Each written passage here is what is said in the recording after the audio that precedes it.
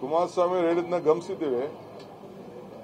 ಮೊದಲಿಂದ ಕೂಡ ನನ್ನ ಜೈಲಿಗೆ ಹಾಕಿಸಲೇಬೇಕು ಅಂತ ಹೇಳಿ ಬಹಳ ಸಂಕಲ್ಪ ಮಾಡಿ ಷಡ್ಯಂತ್ರ ನಡೆಸ್ತಾ ಇದ್ದಾರೆ. ಪಾಪ ಒಳ್ಳೇದಾಗಲಿ ಅವ್ರಿಗೆ. ಅವರ ಆಸೆ ಯಾವ ವ್ಯಕ್ತಪಡಿಸಿದ್ದಾರೆ,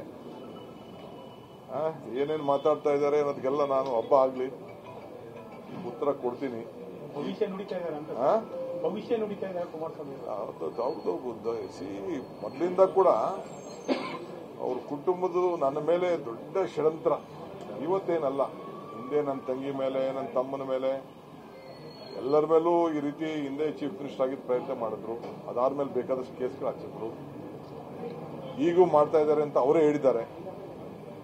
ಜೈಲಿಗೆ ಹೋಗುವಂತ ದಿನ ಹತ್ರ ಬಂದಿದೆ ಅಂತ. ಅದಕ್ಕೂ ಉತ್ತರ ಕೊಡ್ತೀನಿ, ಅವ್ರಿಗೂ ಉತ್ತರ ಕೊಡ್ತೀನಿ. ಇಲ್ಲಾಂದ್ರೆ ಒಂದು ಕೆಲಸ ಮಾಡಿ ನೀವೆಲ್ಲ, ಇದು ಎಲ್ಲರೂ ಒಂದು ಕೊನೆ ಆಗಬೇಕು. ನಿಮ್ದು ಯಾವ್ದಾದ್ರು ಒಂದು ಚಾನೆಲ್ಗೆ, ಪ್ರಸಿದ್ಧವಾದ ಚಾನೆಲ್ಗೆ ಕರೀರಿ. ಪಕ್ಕದಲ್ಲಿ ಅವ್ರನ್ನೂ ಕುಂಡಿಸ್ಕೊಳ್ಳಿ, ನನ್ನೂ ಕುಂಡಿಸ್ಕೊಳ್ಳಿ. ಹಿಂದೆ ಸಾತ್ತೂರಲ್ಲಿ ನಡೆದಿತ್ತಲ್ಲ ಮ್ಯಾಚ್ 2020, ಹಂಗೆ ನಡೀಲಿ. ನಾನು ಅಸೆಂಬ್ಲಿಲಿ ಕರೆದಿದ್ದೆ, ಪಾರ್ಲಿಮೆಂಟ್ ಹೊಂಟೋದ್ರು. ಇನ್ನು ಬೇರೆ ಅವ್ರ ಪಾರ್ಟಿಯವ್ರ ಜೊತೆ ಮಾತಾಡೋದ್ರಲ್ಲಿ ಏನು ಅರ್ಥ ಇದೆ? ಅವರೆಲ್ಲ ನನ್ನ ಲೆವೆಲ್ಗೆ ಅಲ್ಲ ಅವರೆಲ್ಲ. ಸೊ ಅದಕ್ಕೆ ಅವ್ರನ್ನೇ ಕರೆದ್ಬಿಡಿ, ನೀವೆಲ್ಲ ಫಿಕ್ಸ್ ಮಾಡ್ಬಿಡಿ.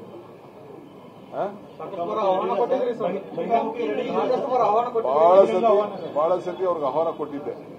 ಈಗೂ ಹೇಳ್ತಾ ಇದ್ದೀನಿ, ಸುಮ್ಮನೆ ಇಟ್ಟೆಡ್ರನ್ ಮಾಡೋದಲ್ಲ. ನಾನೇನೇನು ಮಾಡಿದ್ದೀನಿ ಅಂತ ಏನೇನು ಅವ್ರು ಹೇಳ್ತಾವ್ರಲ್ಲ, ನಂದು ಅವ್ರದ್ದು ಎಲ್ಲ ಚರ್ಚೆ ಆಗಲಿ. ಅವ್ರ ಕುಟುಂಬದ್ದು ನನ್ನ ಹತ್ರ ಇರುವಂತ ಅಗಾಧವಾದಂತ ಭಂಡಾರದಿಂದ ನಾನು ತೆಗಿತೀನಿ. ಅವರು ಎಲ್ಲ ಭಂಡಾರದಿಂದ ತೆಗೆದು ಅವರು ಜನರ ಮುಂದೆ ಇಟ್ಬಿಡ್ಲಿ. ಸೊ ಜಲ್ದಿ ಪಾಪ ಅವರು ಬಹಳ ಪ್ರಯತ್ನ ಮಾಡ್ತಾ ಇದ್ದಾರೆ. ಅವರೇ ಜಡ್ಜು, ಜೈಲಿಗೆ ಹಾಕೋದು ಅವರೇ ತಾನೆ, ಜಡ್ಜೇ ತಾನೆ ಜೈಲು ಕಳಿಸೋದು. ಅವರೇ ಜಡ್ಜ್ ಆಗ್ಬಿಟ್ಟಿದ್ದಾರೆ. ಜಡ್ಜ್ ಆಗಿರೋರು ಪಾಪ ಕೋರ್ಟ್ಗೆ ಹೋಗ್ತಾ ಇದ್ದಾರೆ.